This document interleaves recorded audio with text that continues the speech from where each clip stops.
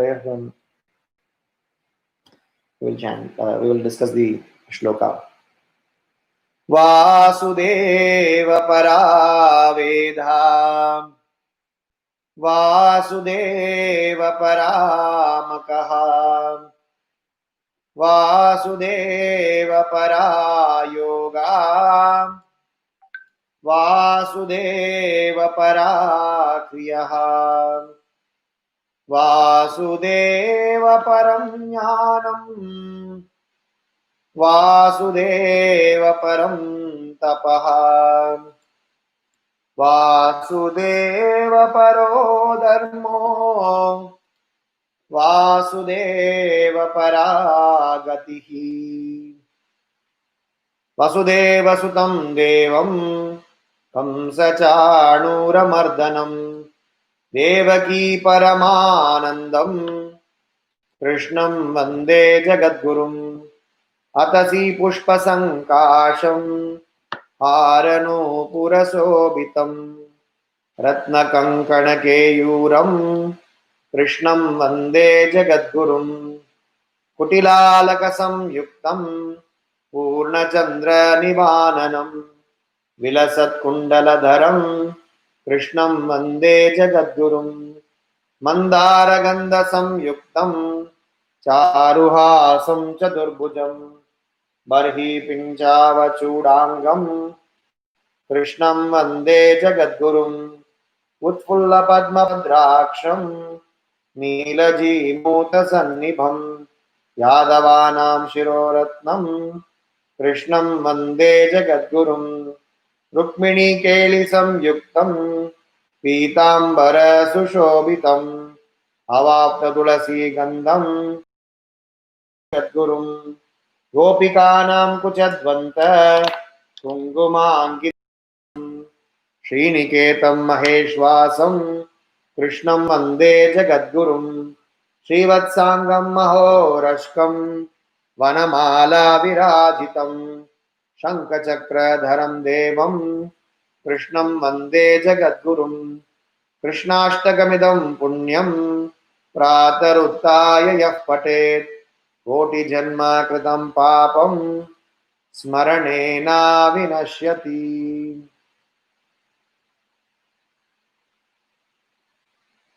ॐ नमो भगवते वासुदेवाय। ॐ नमो भगवते वासुदेवाय। ॐ नमो भगवते वासुदेवाय। नारायणं नमस्कृत्यं नरं चैव नरोत्तमं देवीं सरस्वतीं व्यासं ततो जयमुदीरयेत्। नष्टप्रायेषु अभद्रेषु नित्यं भागवत सेवया भगवती उत्तमश्लोके भक्तिर्भवति नैष्टिकी। सर्वशास्त्राभिपीयूष सर्ववेदैकसत्फला सर्वसिद्धान्तरत्नाढ्य सर्वलोकैकदृक्प्रदा सर्वभागवत प्राण श्रीमद्भागवत प्रभो कलिध्वान्तोदितादित्य श्रीकृष्ण परिवर्तिता परमानंद पाठाय प्रेमावर्षक्षराय ते सर्वदा सर्वसेव्याय श्रीकृष्णाय नमोस्तुते। मदेकबन्धो मत्संगी मद्गुरो मन्महादना मन्निष्ठारक मद्भाग्य मदानन्दा नमोस्तुते। असाधु साधुतादायिन् अतिनीचोचताकरा आनामुञ्चा कदाचिन्मां प्रेम्णा हृत्कण्ठयो स्फुरा। ॐ अज्ञानतिमिरान्धस्य ज्ञानाञ्जनशलाकया चक्षुरुन्मिलितं येन तस्मै श्रीगुरवे नमः। नमो विष्णुपादाय कृष्णप्रेष्ठाय भूतले श्रीमते भक्तिवेदान्त स्वामिनिति नामिने। नमस्ते सरस्वती देवे गौरवाणी प्रचारिणे निर्विशेषा शून्यवादी पाश्चात्या देशधारिणे। जय श्री कृष्णा चैतन्य प्रभु नित्यानंद श्री अद्वैत गदाधार श्रीवासदि गौर भक्त वृंदा Hare Krishna, Krishna Krishna, Hare Hare, Hare Rama, Rama Rama, Hare Hare. So we are discussing our 16th shloka, 16th mantra of Ishopanishad. We are coming to the fag end of this series. I take a deep breath that we are, sailed through this and coming to this fag end of this series to discuss the glorious aspect of Krishna and how Krishna is established as Purna Purushottam Bhagavan, and Upanishad is explaining the supremacy of the Lord and also the identity of the Lord, and also explaining how that we need to approach the Lord. So we have already discussed about initially how the Lord is the controller, and how the Lord is the benefactor, and how the Lord is the maintainer, and how that when we all understand and accept things in the right perspective, in our right,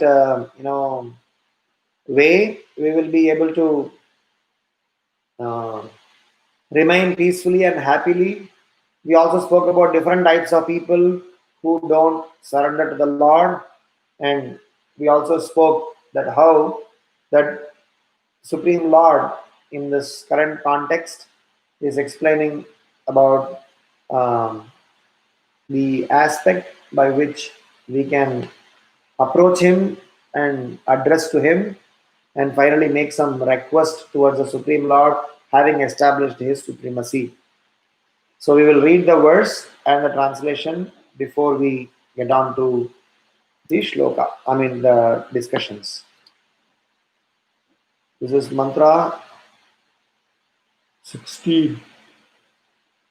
ऊषण्येकार्षे यमसूर्य प्रजापत्य व्यूहारश्मिन् समूह तेजो यत्ते रूपं कल्याणत्तमं तत्ते पश्यामि योश्वावसौ पुरुषस्सोऽहम् अस्मि.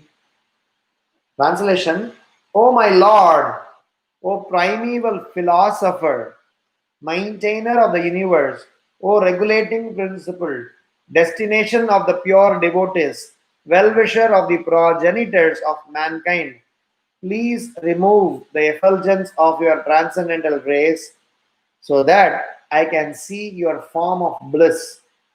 You are the eternal supreme personality of Godhead, like unto the sun as am I. So, yesterday we spoke, and this is another verse to substantiate, to add the importance of this prayer. So, we are going to have some sets of reflections, and along with the reflections, we will drill down and go to the depth of the understanding. So, in our conversations, the Upanishad is explaining various attributes of the Lord. The Upanishad is explaining that the Lord's unlimited aspects. We need to know that there are two ways of addressing the Lord. One is direct way, second one is an indirect way. Direct way of addressing the Lord is to refer about His activities and His Leela based names, which is called personalized names. Krishna, Rama, Govinda, Murari, Mukunda, Narsimha, Vamana.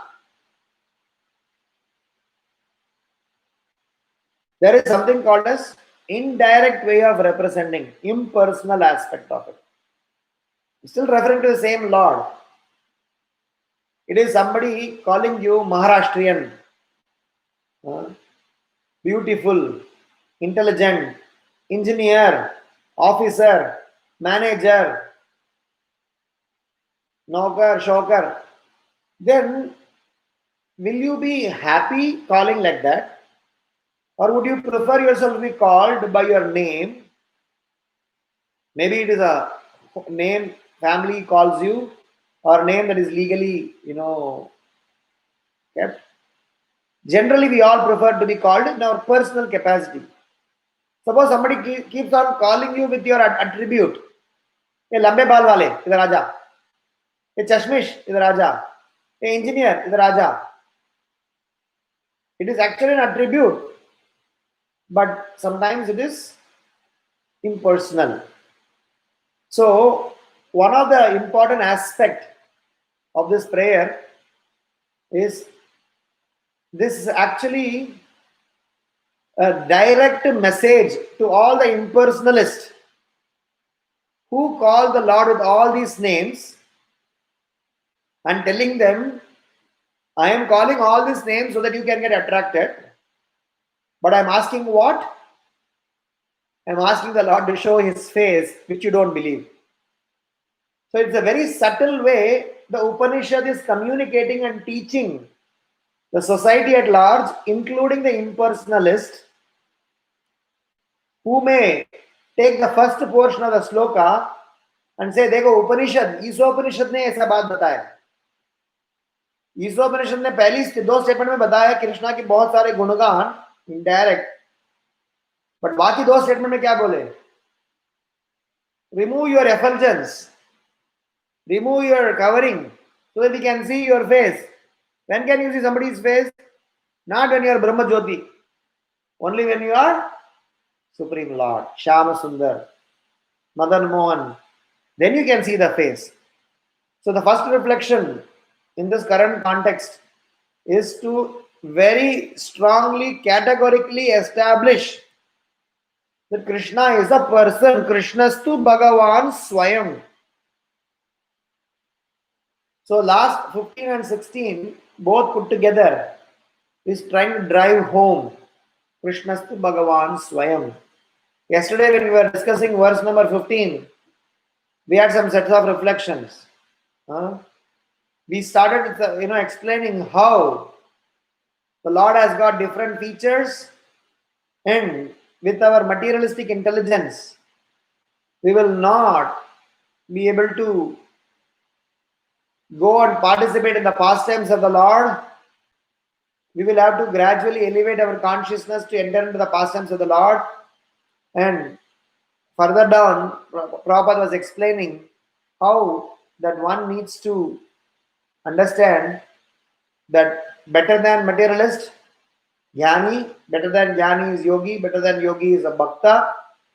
And now to take the trail forward, here the Upanishad is explaining how Bhakta is the one who is always interested in the personal aspect of the Lord.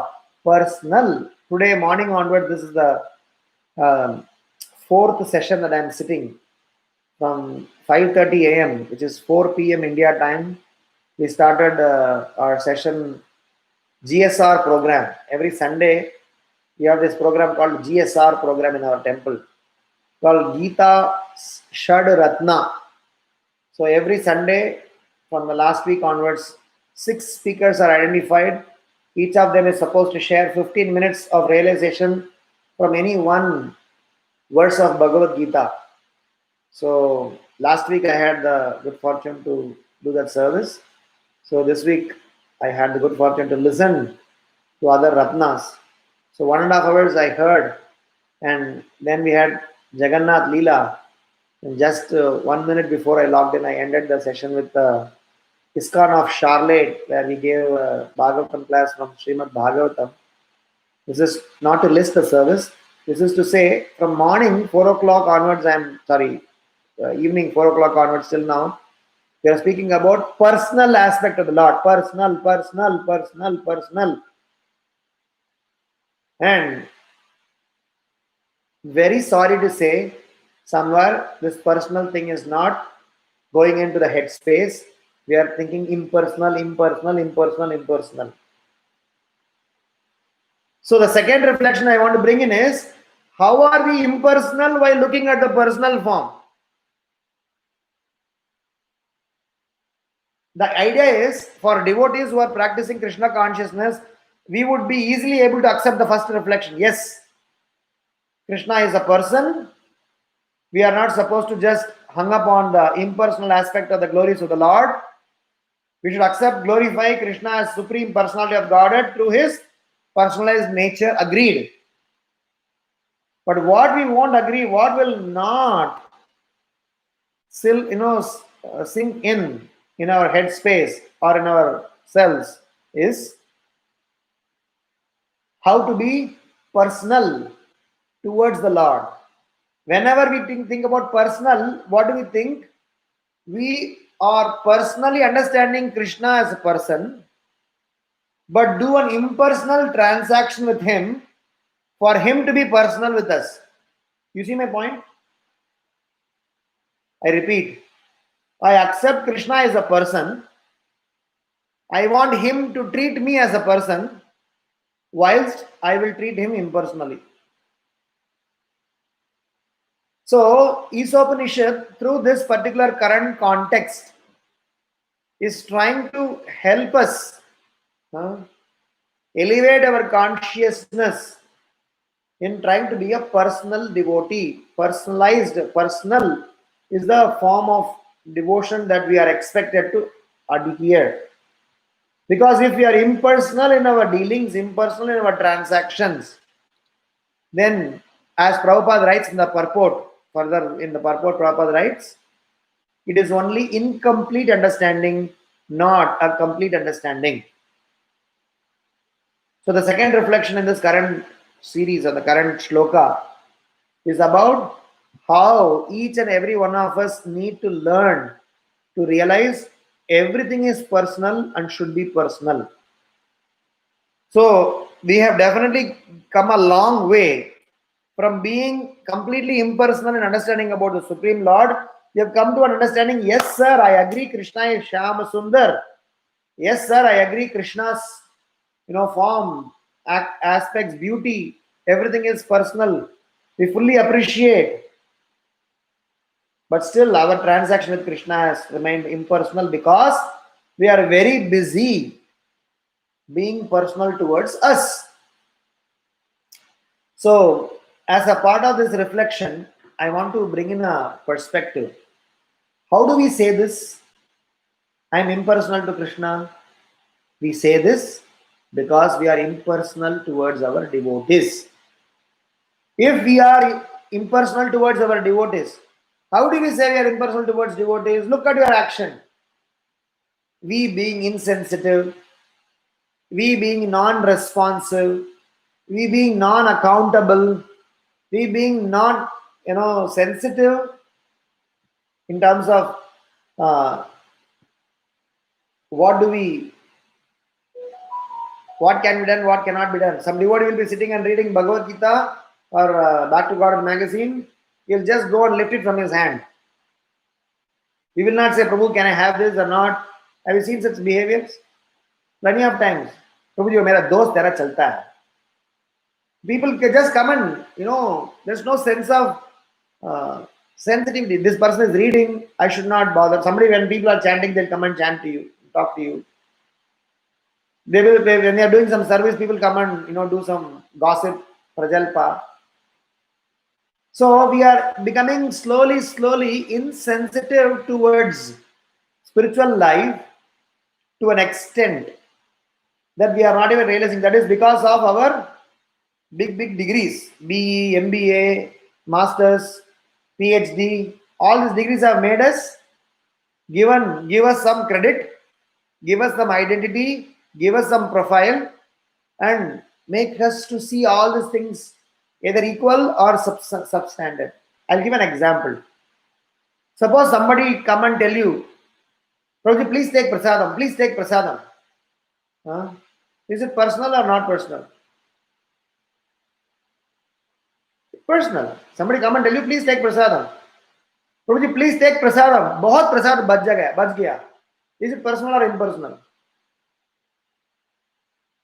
So we don't even realize where our impersonalization is going. बहुत प्रसाद बच गया इसलिए मैं प्रसाद खिलाना चाह रहा हूं. What is personal service means?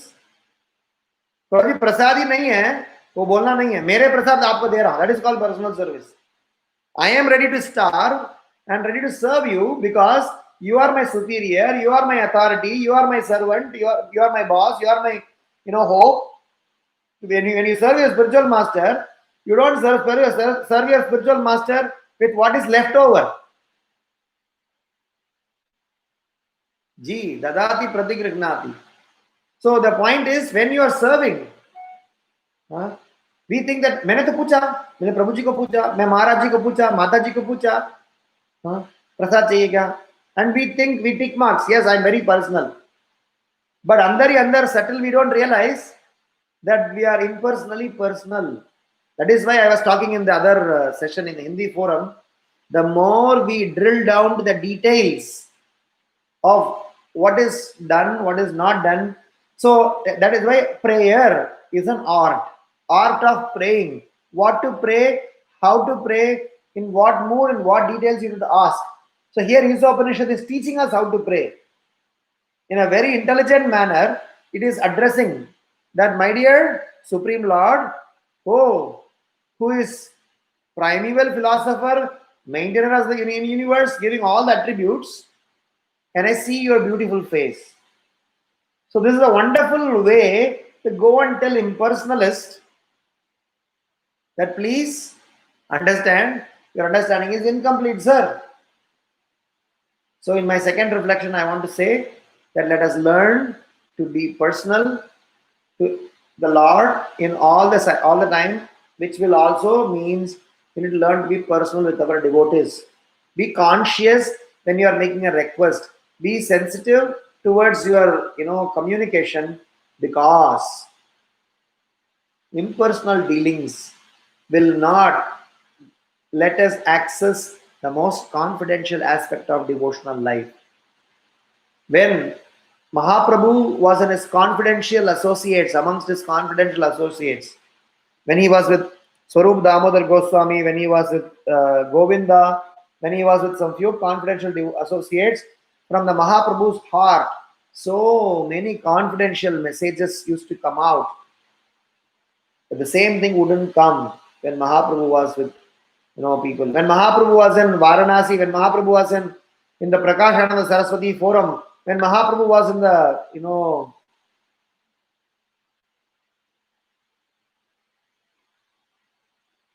circle of devotees, circle of Mayavadis, Mahaprabhu did not speak about the highest level of Krishna Prema.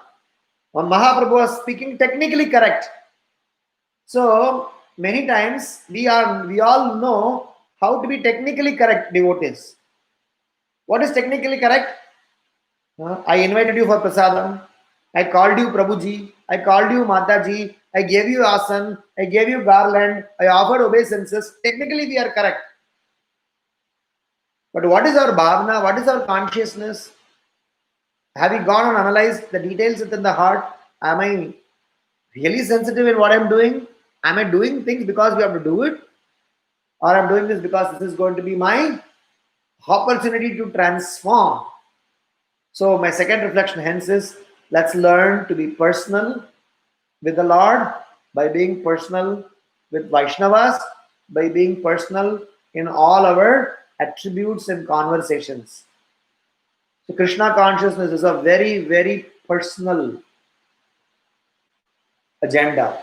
That is why Nectar of Devotion Prabhupada writes, knowledge and renunciation can help a person to go to one particular level.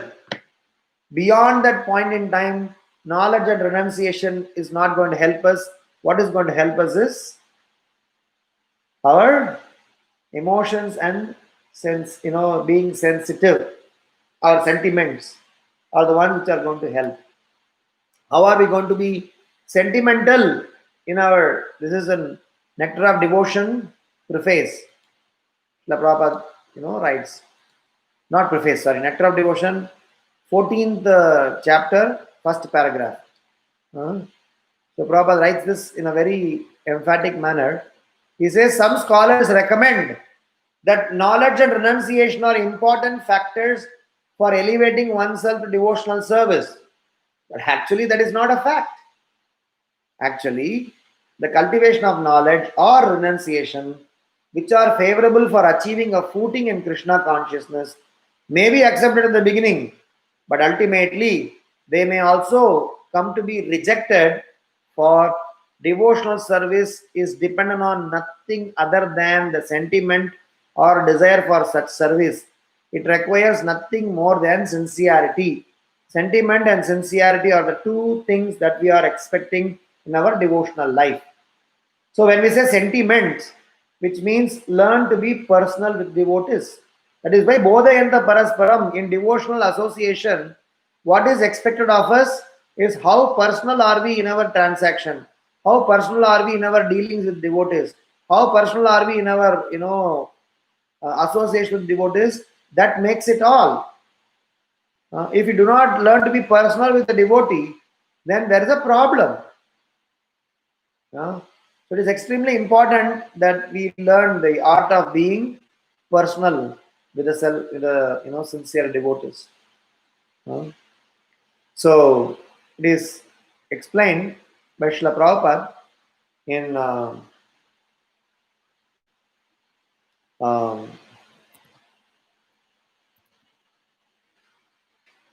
Nectar of Instruction, verse number 5. I'll just read the small paragraph from there. One whose faith is soft and pliable is a neophyte, but by gradually following the process, he will rise to the platform of a first class devotee.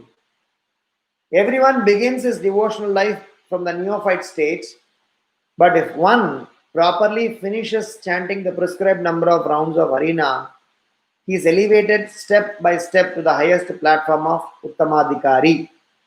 The Krishna consciousness movement prescribes 16 rounds daily because people in the Western countries cannot concentrate for long periods while chanting on beads. Therefore, the minimum number of rounds is prescribed. However, Srila Bhaktisiddhanta Saraswati Thakura used to say that unless one chants at least 64 rounds of japa, 100,000 names, he is considered fallen, patita. According to his calculation, practically every one of us is fallen. But because we are trying to serve the Supreme Lord with all seriousness and without duplicity, we can expect the mercy of Lord Sri Chaitanya Mahaprabhu, who is famous as Patita Pavana, the deliverer of the fallen. So, what is Prabhupada expecting? Seriousness and duplicity. What does Prabhupada says in Nectar of Devotion? Sincerity and sentiment. Where is knowledge here? Where is renunciation here? They all have gone. They are all behind. They are all third standard, fourth standard for you. What is important now? When you are reaching the mature stage of devotional life, when you want to move progress in devotional life, so nobody is going to talk about food. Nobody is talking about clothing. Nobody is talking about your proper rest.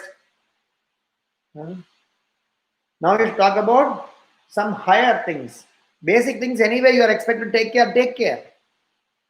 But here Krishna is saying one step forward. Siddhanta and renunciation are good, important. But what is more important is these all words: seriousness, non-duplicious, sincerity, sentiment. All these words does not have anything to do with theory. These all to do with practical and personal. So that is our second reflection. So in our reflection to glorify the Supreme Lord here, we need to learn to be highly personal. I am repeating this because with all emphatic conclusion, I will say that our engineering degree and our materialistic education has made us impersonal. You don't even have a clue of what is personal. If I can give what is personal, I'll explain. Will you go and call the milk boiling in your stove, which is kept for offering for Krishna, as milk Prabhu? We will not call because we use it. But in spiritual world, the rice cooked for the Lord is Prabhu. Milk boiled for the Lord is Prabhu. Prabhu or Mataji or whatever is a person. Huh? So everybody is a person because that is how in spiritual world there is a relationship with the Supreme Lord. In materialistic world, everything is impersonal. Vastu, even the human being is impersonal. We are so impersonal, so insensitive, so that we are not even realizing in our conversation where we have become impersonal. And I want all our students to learn, introspect very deeply, and as a part of your own reflections and homework, write and see how much of impersonalism is within me. Huh? Even in personalism, there is a tinge of impersonalism, as I gave an example. Prabhuji, please come for prasadam. There is a lot of prasadam left. Is it such a big scene that a Prabhuji has to, or a Mataji or a Maharaj has to take this? No. For sure, this is not a big scene. But if at all you are to be taught in Krishna consciousness about how to express yourself, this is how this is being taught. You're taught to express it correctly. I was taught like that. All the earlier devotees in the movement were given very much stringent training about the way they dress, the way they talk, the way they conduct with their seniors, the way they also have heart to heart bonding. It was very nicely explained. So, the principle here is sometimes we tend to remain impersonal. So even to an extent, the so-called great demigods, when they had prayed the Supreme Lord, even though they know Krishna is the person, Krishna did not give full darshan to them. Because in their prayer also there were some impersonalism. There were some personal motives. Only for very specific people like Vaishnavas, Gaudiya Vaishnavas, those who are gopis, those who are wonderful people, Krishna gave, I'm not saying only Gaudiya Vaishnavas, all sorts of devotees first developed this personal attachment towards the Supreme Lord. Krishna gave his personal darshan. So this prayer is relevant from that standpoint that we all need to know that we need to become a personal devotee. Okay, I gave enough of masala into this personalization. So let's be very clear not to fall trap to impersonalism, neither in terms of philosophy nor in terms of our transactions. The third reflection is about what Prabhupada explains in the fourth paragraph. He says, in his Bhagavad Sandarbha, Srila Jiva Goswami states, the complete conception of the absolute truth is realized in the personality of Godhead because he is almighty and possesses full transcendental potencies. What is the meaning of the word Bhagavan? Bhagavan means Shad Aishwarya Paripurna Saman. Bha has two meanings. One who fully maintains, the second is one who is a guardian. Ga means guide, leader, creator. Van indicates that every being lives in him, and he also lives in every being. In other words, the transcendental sound Bhagavan represents infinite knowledge, potency, energy, opulence, strength, and influence, all without a tinge of material inability. Shad Aishwarya Paripurna Saman. That is why in the assembly of scholars, in the assembly of devotees, in the assembly of learned men, that they are able to accept Krishna as Supreme Personality of Godhead because Vedic literature very clearly describe about Krishna's attributes. There is nobody in this planet, nobody in this universe, nobody in this manifested world who is possessing the six transcendental qualities as Krishna possesses. That is why the word Bhagavan is applicable only to Krishna. Recollect what we spoke on the day one. Absolute truth versus God. God means controller. Absolute truth means supreme controller who is the cause of all causes. So that is the whole message here. So hence our third reflection into this current context is that we need to understand. So, probably as a part of our learning, as a part of our um, reflections, probably as an exercise, as a homework, we all can work on these 6 different attributes and try to link different leelas of the Lord to establish how Krishna is infinite in knowledge, how Krishna is infinite in potency. What are the 6 opulences of the Supreme Lord? Anybody knows what are the 6 opulences of the Supreme Lord?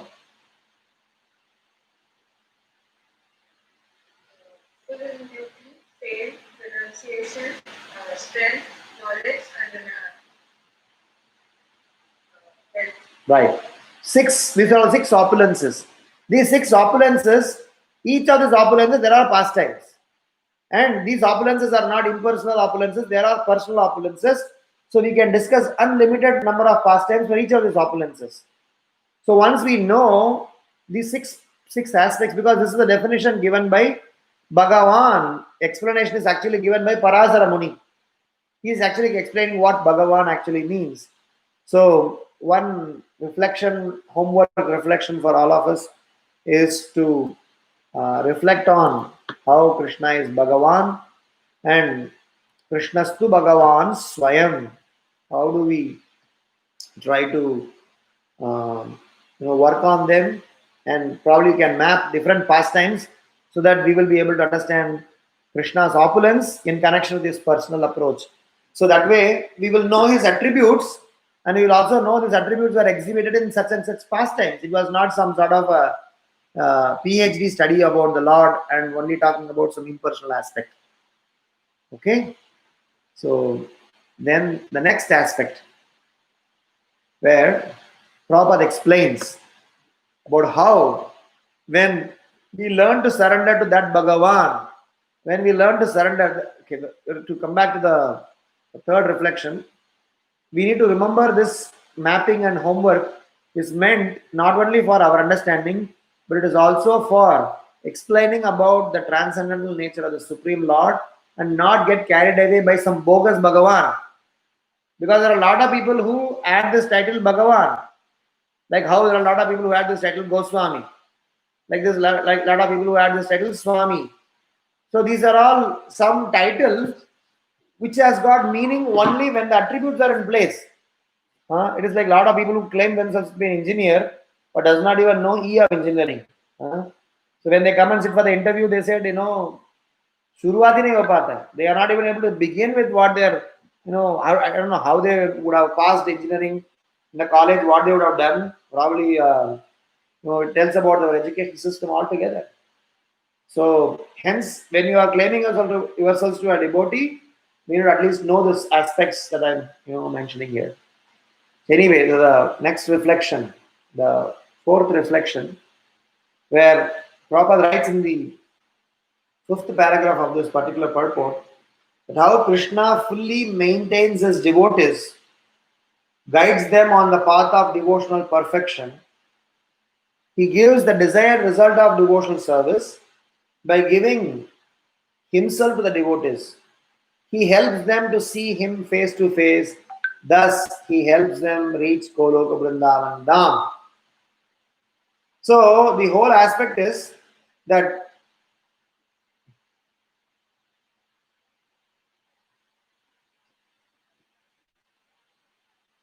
Enechi Aushadi Maya Nasi Baralagi Harinama Maha Mantra Lao Nimagi. So that song, Bhaktivinoda Thakur is explaining Gauranga Mahaprabhu is calling. What is he saying? Tomare loite ami hoinu avataram ami bhina bandhuaram kiyache tomara.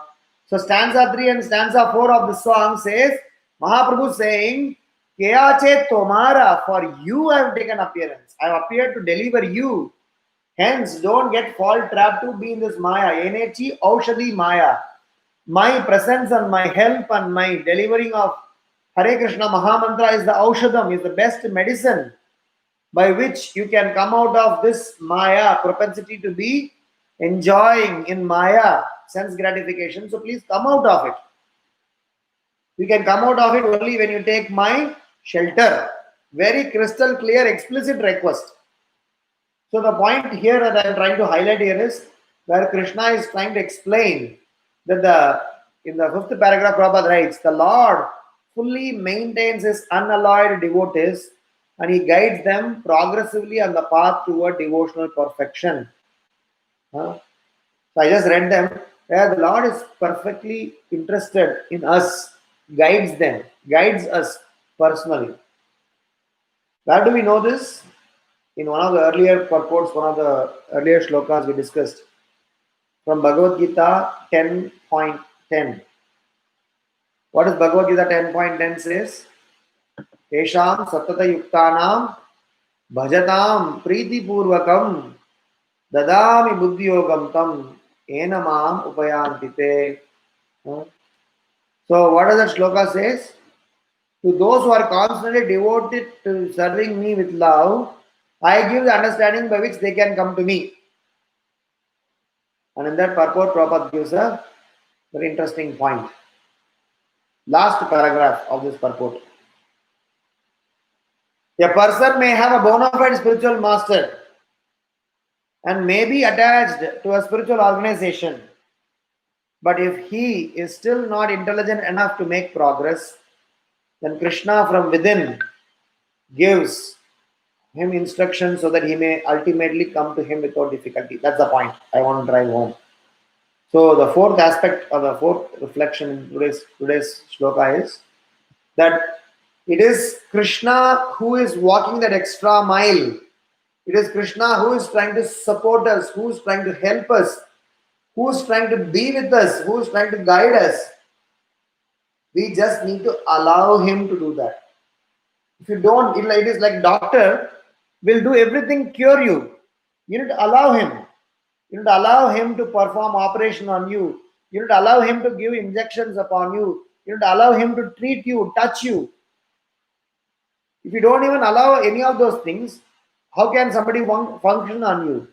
Similarly, we all devotees today, we are not making progress is because we don't allow Krishna.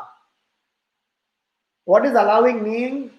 We are not bowing down towards Krishna's devotees who are sent by the Lord to help us. Our obedience is very subjective obedience. Our surrender is very subjective surrender. Our support is very subjective support.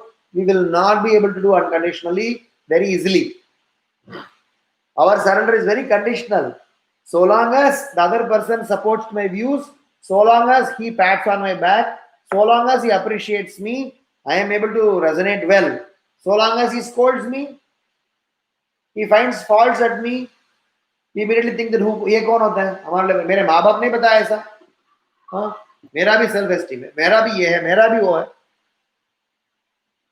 So our message here is that Krishna is ready to, so the fourth reflection hence is Krishna will guide you, take you forward, provided we allow Krishna to do that. So for that, we need to, we are going to discuss about signs of good fortune. How does good fortune is bestowed upon us? This good fortune bestowed upon us, if they are not properly appreciated, if they are not properly assimilated, then we will ignore or we will skip a very rarest of opportunity. So I am going to classify this conversation into four parts. So our fourth reflection has got four components: 4.1, 4.2, 4.3, and 4.4, so that we can understand how the Supreme Lord is actually maintaining us, and He is ready to help us to march the way forward. So this good fortune, wherein the Lord is ready to fully maintain us and guide us progressively, is sometimes misused by some people. And that is a very unfortunate situation.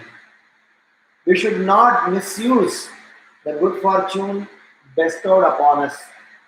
So, the first classification, who receives the Lord's fortune but he misused them. What are the examples?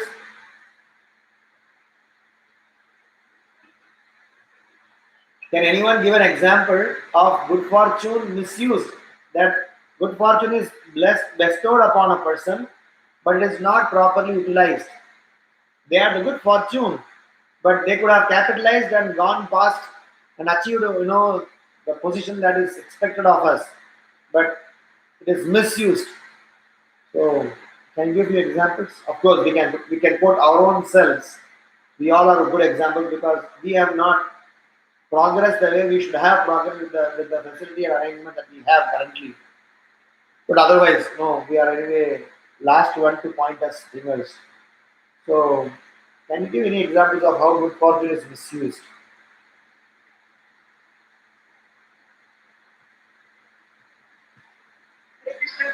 Yes.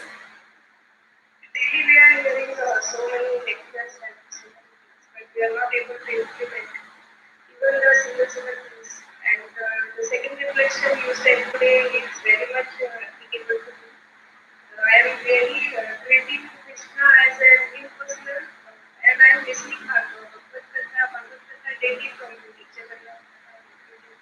But after hearing that reflection today, I realized so many interaction with devotees and so many things in my mind are being lost. Yes, as I said, we are definitely one proper example that we can always give with respect to misuse. So thank you for that. And I was thinking over and above us. Is there any example that we can give? Nikita has given Ajamila as an example. It's a very famous example. Ajamila misused the opportunity. Ajamila was a Brahmana. He could have easily made it. He could have easily capitalized. He could have easily mobilized all the resources, all the intelligence he has bestowed with. He not have gone to the most degraded lifestyle. Very nice. Ajamila is an example. Any other example?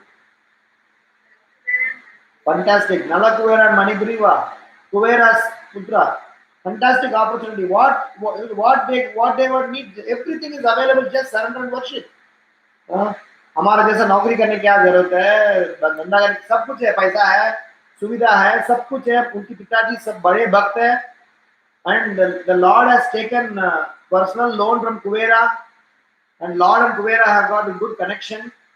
So what is stopping the sons of Kuvera to surrender? But they didn't. They misused the opportunity. What other? Anyone more? Yeah.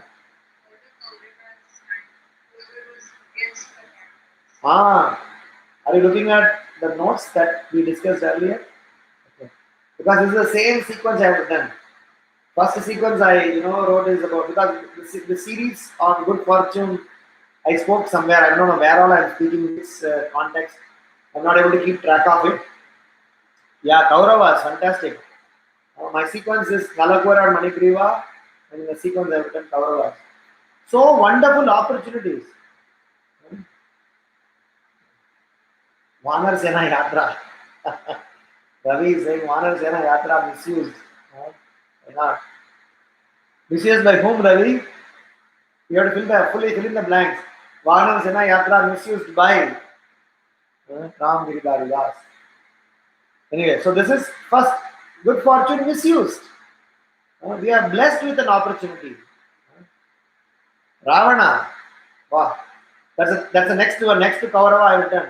Hiranyakashipu, that's next to Ravana I have done. Looks like people have now got the able to distant reading my heart. This is my notes. Look at my notes. This is the same sequence I have done. So Nalakwara and Manigriva, of course, there's one thing that you all didn't say is Brahmanas in the Vrindavan Dham, or Brahmanas who are in the assembly of Daksha, they misused their opportunity. Misused. भगवान कितने नजदीक थे, भगवान next door थे, बगल में थे, बाजू में आपको छू रहे थे, लेकिन तुम भगवान को पहचान नहीं पाए. कितना दुर्भाग्यशाली होंगे. और ये हम कमी नहीं है, हमारे लिए भी यही मौका है. Vishupal, we can go on. At least we got the context, right? So the point is, here Prabhupada writes, the Lord fully maintains his unalloyed devotees and guides them progressively on the path of devotional service. With this paragraph, if you read 10.10 purport last paragraph, what I just read, that Krishna, if you have a bona fide spiritual master, if you are attached to a bona fide spiritual organization, if you are still not intelligent enough to make progress, then Krishna from within gives instruction. इतना सारा सुविधा करके दे रहे हैं भगवान, तो भी हम क्या कह रहे हैं? Can't can't can't, no no no, नहीं नहीं नहीं. So it is good fortune misused. I mean, this good fortune itself is a whole seminar by itself. So I'm not going to do the whole seminar because then we will not be able to finish this shloka. But at least I would like to highlight this four classifications of good fortune. The second classification of, because for each of this classification we have a reasoning why somebody has misused. So there is an analysis that we did. Krishna willing, sometime in future we'll discuss, or go and refer some past classes where I would have given on this. If anybody wants to know specific, if you have come to my counseling session on 4th November 2018, we spoke on this conversation. Anyway, the second classification of this good fortune is good fortune recognized. One is first was good fortune misused. Second is good fortune recognized. जिन्होंने पकड़ लिया मौका, जब भगवान थे, मौका दिए थे, उन्हें अच्छे से यूज कर लिया. What examples we can give?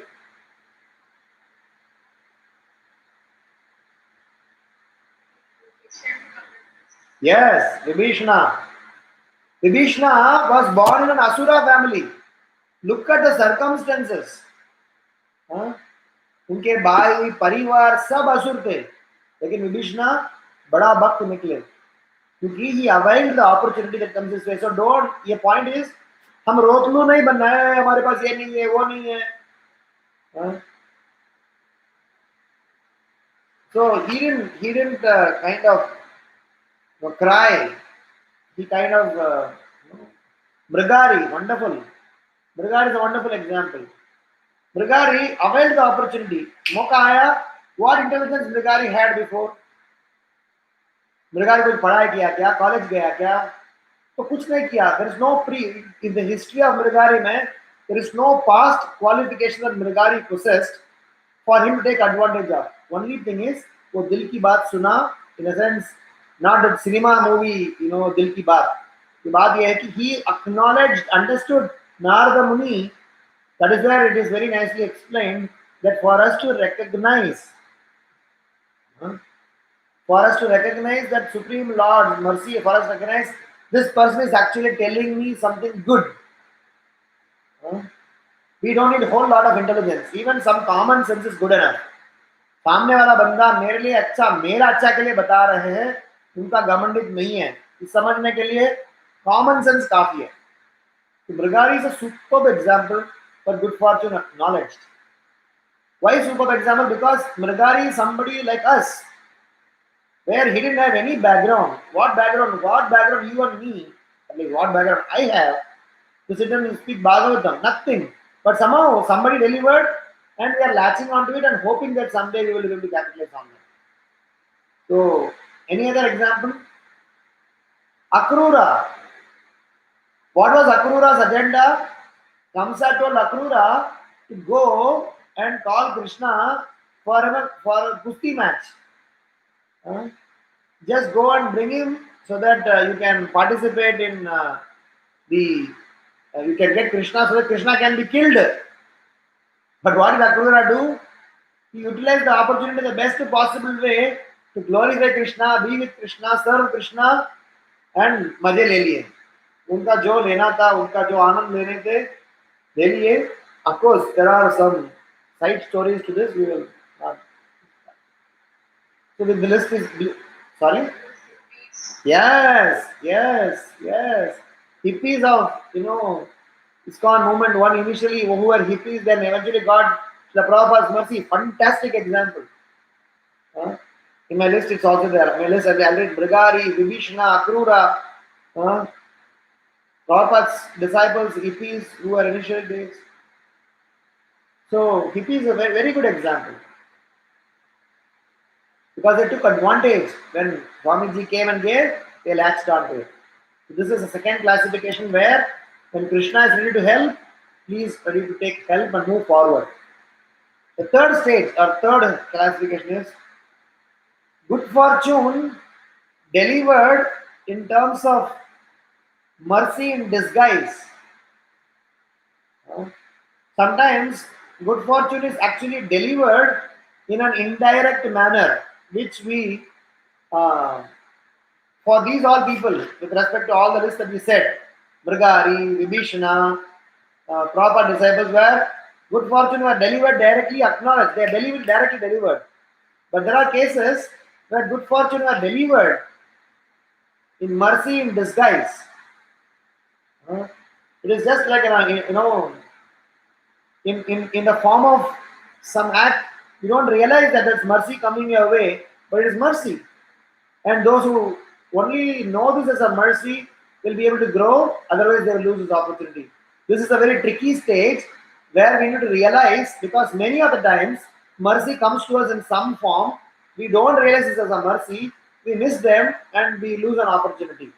That is why good fortune delivered in a manner which is in a subtle, indirect, hidden way which is recognized. Any examples? Dhruva Maharaj pastime. Um, yes, Dhruva Maharaj pastime is one good example where Dhruva Maharaj initially desired for sense gratification, but then Narada Muni, when he went and tried to trick him. Some more appropriate means Dhruva Maharaj is okay, not bad.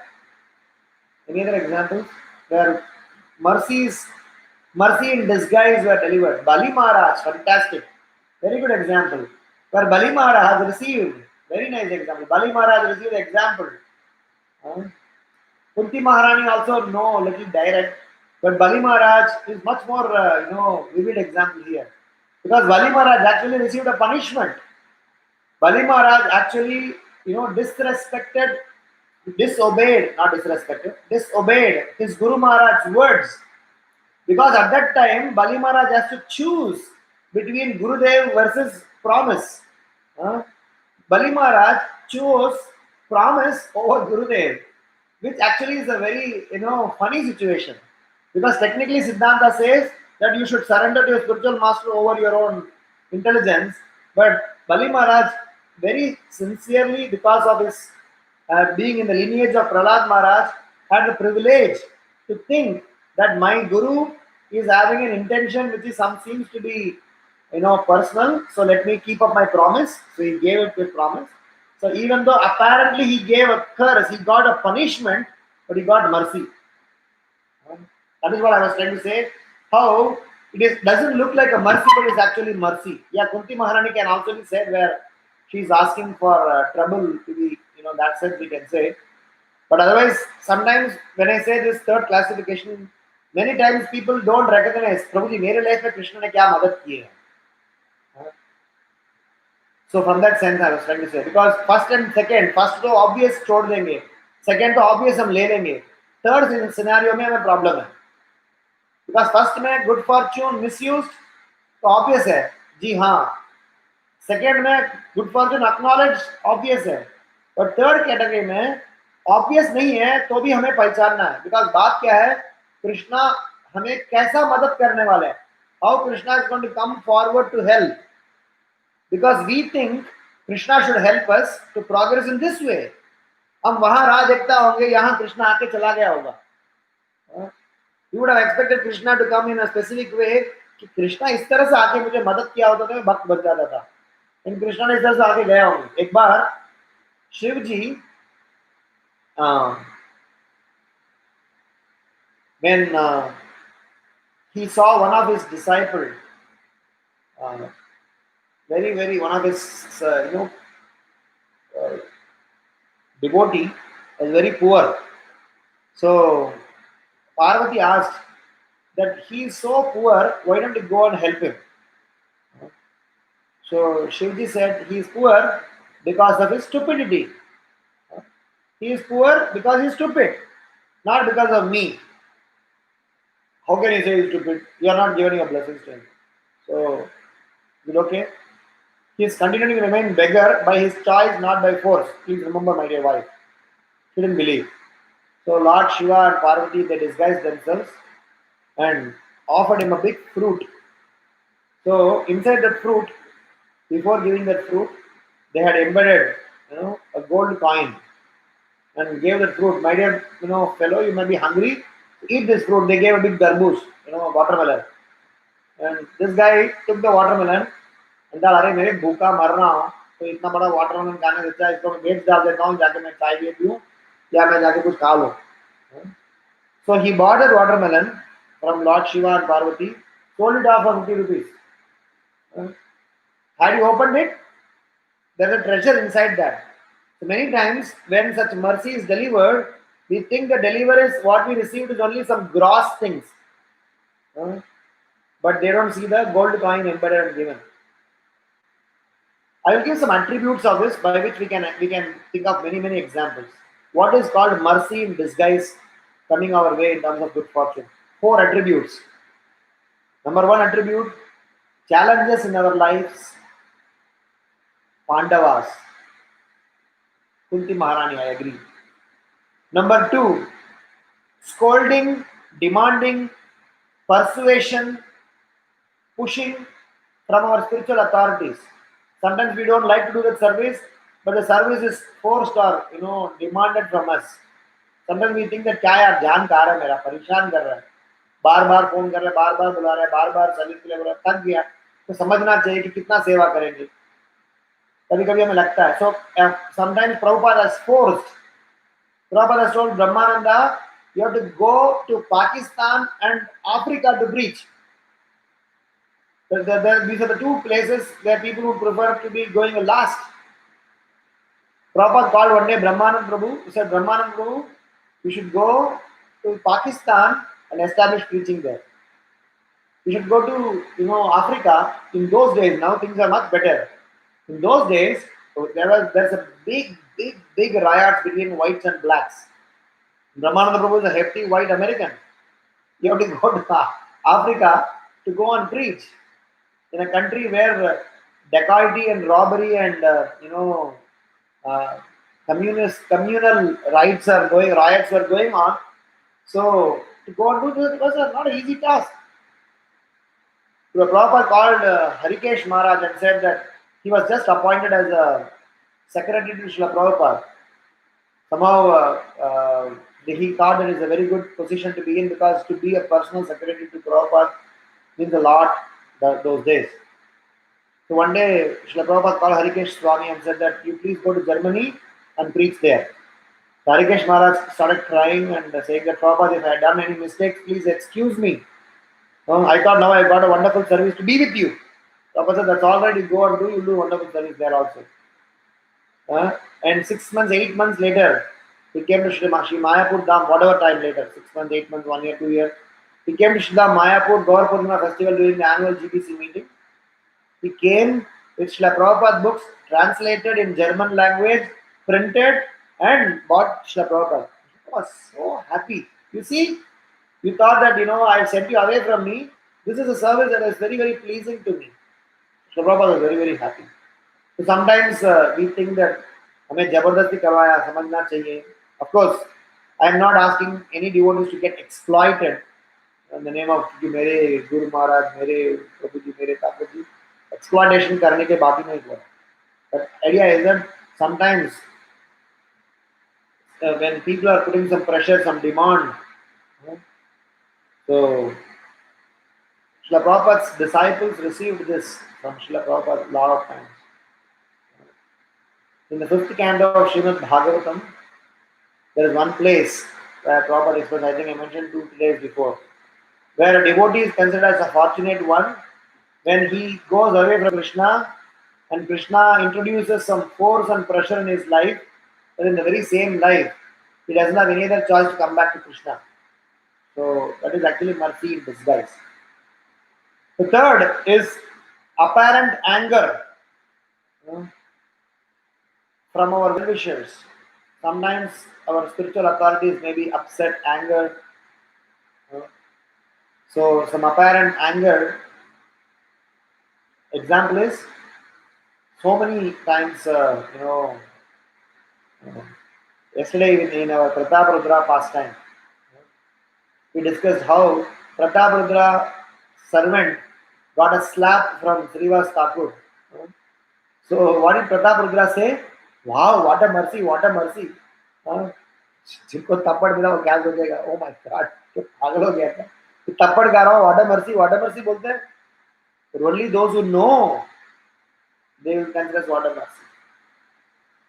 So sometimes such treatments are considered mercy in disguise. Only those who realize this, they can understand and appreciate. इसलिए वैष्णव से थप्पड़ खाना भी सेवा ही है और बहुत बड़ा सेवा है. ऑफकोर्स थप्पड़ दिलाना गलत है, लेकिन हमारा ना गलती की वजह से भी थप्पड़ हम खा जाते हैं. कभी कभार we may get to the scenario like somebody asked the question, what was Pratap Rudra's mistake in not receiving Mahaprabhu's mercy? Assume that if he had been in Pratap Rudra's shoes, हम सारा सेवा कर रहे हैं, सारा donation कर रहे हैं, सारा सुविधा दे के रखे हैं, just because of his dress, choice of dress, Mahaprabhu didn't give his darshan. हमें गुस्सा नहीं आएगा? टू मच यार Mahaprabhu, this is too much बाबा. राजा ड्रेस पहनो तो क्या, आजा मेरा को तो देते हो आप, गुरु महाराज को देते हो आप, हमने क्या गुनाह किया? सेम मिस्टेक वो बिहार से डिवोटिस करते हैं, कुछ बोलते नहीं हो. वानर सेना डिवोटिस किया तो आप चिल्लाते हो. So we start looking at the scenarios in multiple ways. So the point here is that sometimes these all apparent anger is very good mercy. The fourth attribute is curse. Nalakwara and Manigriva. Curse is a blessings. So whilst they misuse the good fortune in the first place, through the curse of Narada Muni, they came in this category also. They were in the category of being misused prior to meeting Narada Muni by leading a reckless life. But after Narada Muni cursed, look at their good fortune. What was that? They got deliverance from the Supreme Lord himself. All the asuras of Vrindavan. So they all, of course, as we say, this is not the best choice to be in, but there is also mercy. Sometimes being killed by the Lord. So that is the third category of mercy in disguise. Fourth aspect of it is something good fortune as our need. Understanding good fortune as our need and try to keep our consciousness intact to get to that situation. So the drive home point here is that we all need good fortune, because without good fortune bestowed upon us, our current condition is such that it is very precarious.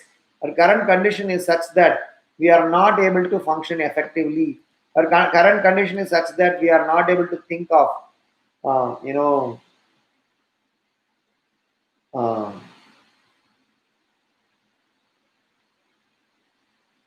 going back to Krishna. So we need good fortune. We need some arrangement. So we need some blessings on our own. We are not able to, make progress. So as the creator, Prabhupada writes in the paragraph 5, I think. Let me just see.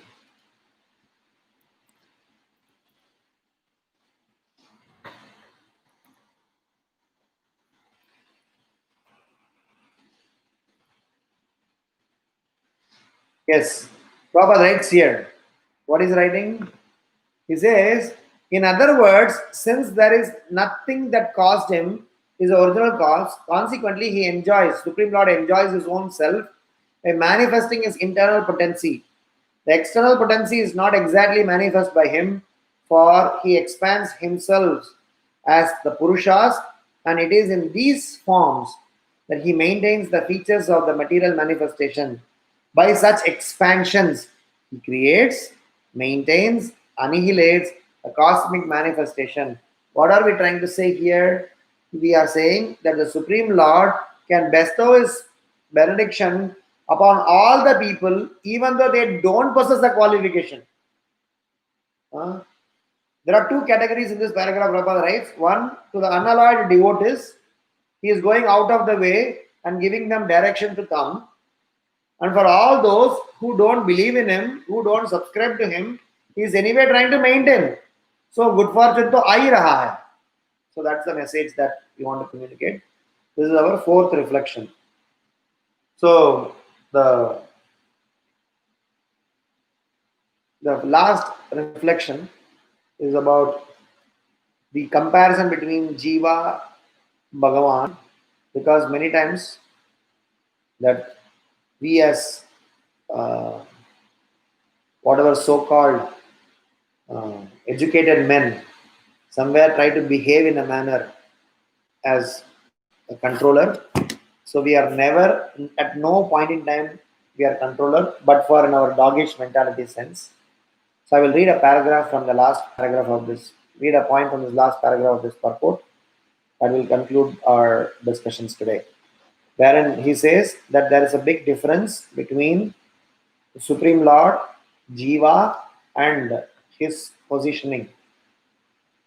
Those who are not as perfect as the pure devotees, namely those who have realized only the Brahman or Paramatma features of the Lord, cannot appreciate the activities of the perfect devotees. The Lord always helps the pure devotees by imparting necessary knowledge within their hearts, and thus, out of his special favor, he dissipates all the darkness of ignorance, which is what we spoke about our good fortune point. The speculative philosophers and yogis cannot imagine this because they more or less depend on their own strength. So, as stated in Katha Upanishad, the Lord can be known only by those whom he favors and not by anyone else. Such special favors are bestowed upon his pure devotees only. We resonating with our good fortune point? This is what we spoke about good fortune point. And Sri Ishopanishad thus points to the favor of the Lord, which is beyond the purview of the Brahma Jyoti. So, the last reflection that Prabhupada is trying to say is there's a difference between Jiva and the Supreme Lord. And within Jiva, there are classification. Those who are conditioned souls, their classification is he cannot understand the superlative nature of the devotee, about whose descriptions we spoke on under this four classification. And from self-realized soul, Nitya Siddha, he gives himself direct access. So the aspect of the Supreme Lord in comparison with the Jiva is something that is very unique, because the Lord is impartial, at the same time highly partial. So if I can conclude this chapter by stating that how Krishna is highly impartial and at the same time very, very partial. We have spoken the example of a math teacher teaching in the math class, typically telling all the students in the class, 60 children in the class, my dear friends, my dear students, I am going to teach you calculus. So if you want, exams are coming close. So if you wanted to learn, please come to the special class. The teacher is giving this offer to all the 60 children in the classroom. But then, into the special class that the teacher is organizing, only 30 children are coming to the special class out of the 60. And at the end of the special class, the teacher is saying that now, if you have still more some doubts, you WhatsApp me, ask me in person, visit my house, and get your questions clarified. Out of the 30 who attended the special class, 6 of them are going to the teacher's house to learn additional things. So the next day morning, when the teacher is coming to the classroom, addressing to all the children in the classroom, whom will she look at? Students, because they showed interest. She'll be interacting with them more, she'll be talking to them more, she'll be asking them, questions, she'll be acknowledging them.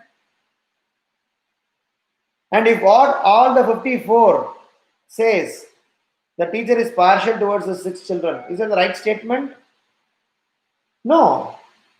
But in one sense, she seems to be talking to them more than others. So this is an achintya beda abeda tattva. So the last reflection here is that as practicing devotee, we need to understand that Krishna is trying to help, Krishna is trying to assist, Krishna is trying to support everyone, offer is open to everyone, but availed only by some very rare people. So we need to make sure that in our journey of Krishna consciousness, we become such a rare person to be able to get the good fortune, and take advantage of them, and glorify the Supreme Lord. So these 5 reflections today. The first reflection we started off. What was the first reflection that we discussed? The first reflection we discussed was about how. What was that? Very strongly established that Krishna is the Supreme Personality of Godhead and has a personal form. Yes. Krishna has got a personal form, but very nicely it is communicated. And second aspect of it, we spoke about the impersonal aspect of the Lord. How are we supposed to be personal in our transaction? Whilst we have known Lord as personal, we have stopped being personal with Him. So we spoke about that. The third reflection that we discussed was about. What was the reflection that we discussed?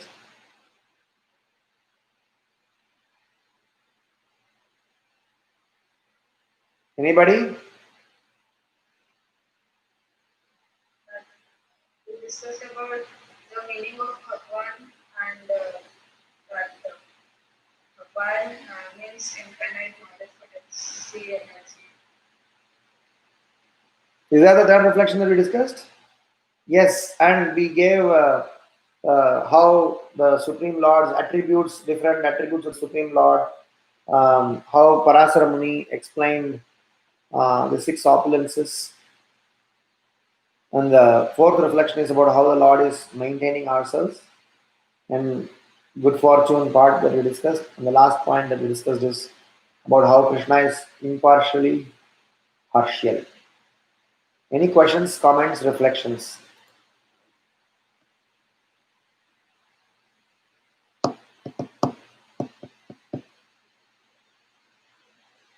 Anybody has any comments, questions, and reflections in this current context?